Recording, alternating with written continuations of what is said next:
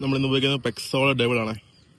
ഇത് വെയിറ്റ് വരുന്നത് 12 to 13 ഗ്രാമും പിന്നെ 6 സെൻറ്റിമീറ്റർ ലെങ്തുമാണ് വരുന്നത്. നല്ല 3D പ്രിൻറ്റിംഗ് ഉള്ള ഡിസൈൻ ആണോ.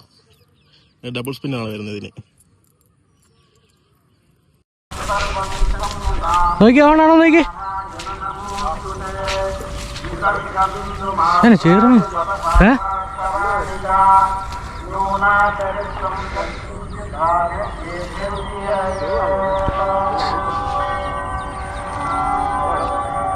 ഇല്ല ഇല്ല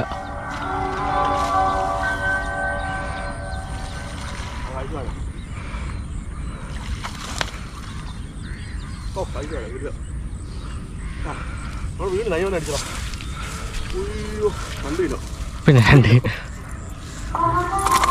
താക്ക് ഇപ്പൊ തെറിച്ചു പെക്സോള ഡബിൾ ആണോ അടിച്ച് മിഴുങ്ങി വെച്ചേക്കണം.